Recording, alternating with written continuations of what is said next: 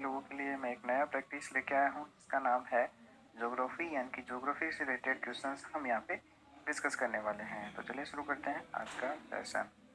सबसे पहले आपके पास में फर्स्ट क्वेश्चन है, पृथ्वी के गैलेक्सी की आकृति है, यानी कि पृथ्वी के गैलेक्सी की आकृति कैसी होती है? तो ये आपके पास में ऑप्शन नंबर सी हो जाएगा, सर्पिल आकार की होती है। नेक्स्ट क्वेश्चन आपके पास में, पृथ्वी किस गैलेक्सी का भाग है? यहाँ पे आपके पास में डी ऑप्शन हो जाएगा, मिल्की वे। तो ये पृथ्वी मिल्की वे गैलेक्सी का भाग है, तो ऑप्शन नंबर डी यहाँ पे हो जाएगा। नेक्स्ट आपके पास में है कि सौर मंडल में ग्रहों की संख्या क्या है? तो देखिए गाइस, कुछ पहले यानी कि 2006 से पहले माना जाता था कि 9 ग्रह होते हैं, लेकिन नई रिसर्च के मुताबिक जो यम ग्रह आपका होता है वो एक ग्रह नहीं है, वो उपग्रह है। इस वजह से यहाँ पे अब 8 हो गए हैं, तो ऑप्शन नंबर बी यहाँ पे सही हो जाएगा। नेक्स्ट आपके पास में सबसे चमकीला ग्रह कौन सा है? तो ये है शुक्र ग्रह, ऑप्शन नंबर बी आपके पास हो जाएगा। सौरमंडल में सबसे बड़ा ग्रह कौन सा है? तो सबसे बड़ा ग्रह है बृहस्पति ग्रह, ऑप्शन नंबर डी हो जाएगा। नेक्स्ट आपके पास में लाल ग्रह किसे कहते हैं? तो लाल ग्रह मंगल ग्रह को कहते हैं, क्योंकि उसकी मिट्टी जो होती है लाल होती है, तो इसलिए उसे लाल ग्रह कहते हैं, तो ऑप्शन नंबर सी हो जाएगा। पृथ्वी के सबसे निकटतम ग्रह कौन सा है? तो ये है आपका शुक्र ग्रह, ऑप्शन नंबर बी हो जाएगा। नेक्स्ट आपके पास में है, पृथ्वी का निकटतम तारा है। जो पृथ्वी का निकटतम तारा है वो है आपका ऑप्शन नंबर ओ, प्रोक्सिमा सेंटोरी। तो यहाँ पे ऑप्शन नंबर ए हो जाएगा। नेक्स्ट आपके पास में सूर्य की सबसे दूर स्थित ग्रह कौन सा है? ये हो जाएगा नेपच्यून, यानी कि वरुण ग्रह, ऑप्शन नंबर बी हो जाएगा। नेक्स्ट आपके पास में है कि ऋतु परिवर्तन के संबंध पृथ्वी की किस गति से है, यानी कि किसके कारण ऋतु परिवर्तन होता है? तो वो होता है परिक्रमण के कारण, ऑप्शन नंबर बी हो जाएगा।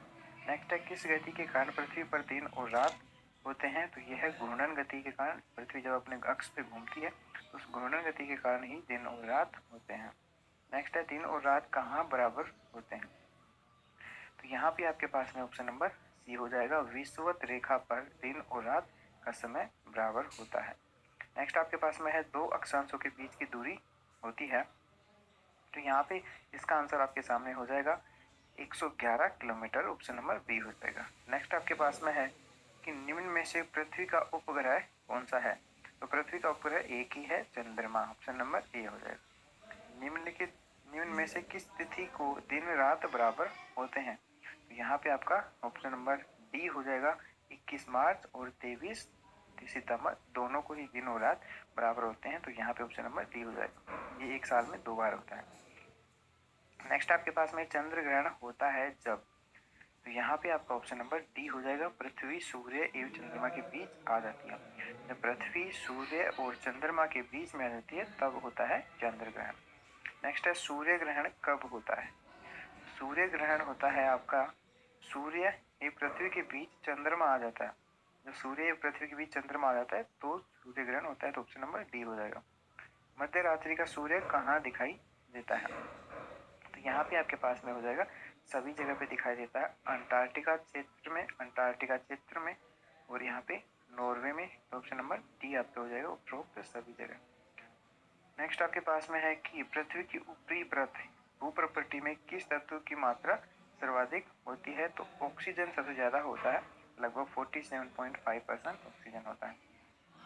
नेक्स्ट आपके पास में है कि खनिज तेल एवं कोयला किन चट्टानों में पाया जाता है? तो यहाँ पे हो जाएगा, अवसादी चट्टानों में खनिज तेल एवं कोयला पाया जाता है, ऑप्शन नंबर ए हो जाएगा।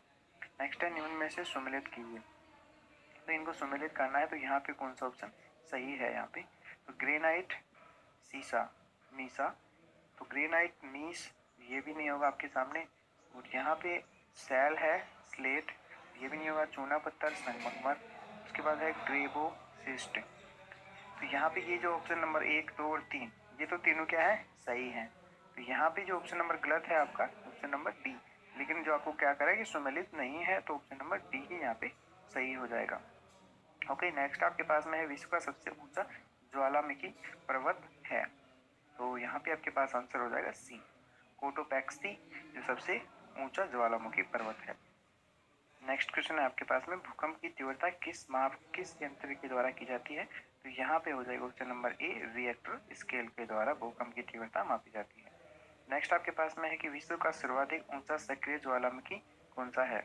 तो यहाँ पे सक्रिय ज्वालामुखी की बात हो रही है, तो वो भी कौन सा है? कोटोपैक्सी, और सबसे ऊंचा भी कोटोपैक्सी है। तो यहाँ पे नेक्स्ट क्वेश्चन आपके पास में निम्न में से किस महाद्वीप में ज्वालामुखी नहीं है? तो ऑप्शन नंबर डी हो जाएगा, ऑस्ट्रेलिया में कोई भी ज्वालामुखी नहीं है। नेक्स्ट है, विश्व का सबसे ऊंचा पठार कौन सा है? तो यहाँ पे ऑप्शन नंबर सी हो जाएगा, तिब्बत का पठार सबसे ऊंचा पठार है। प्रायद्वीपीय भारत के पठार का निर्माण हुआ है, तो यहाँ पे इसका आंसर हो जाएगा लावा से, ऑप्शन नंबर ये हो जाएगा। नेक्स्ट है, विश्व की सबसे गहरी झील कौन सी है? तो यहाँ पे आपके पास में हो जाएगा बैकाल फेस, जो रूस में है, ये झील सबसे गहरी है, ऑप्शन नंबर सी हो जाएगा। विश्व की सबसे बड़ी झील कौन सी है? तो यहाँ पे हो जाएगा कैस्पियन सागर, जो ऑप्शन नंबर बी में है।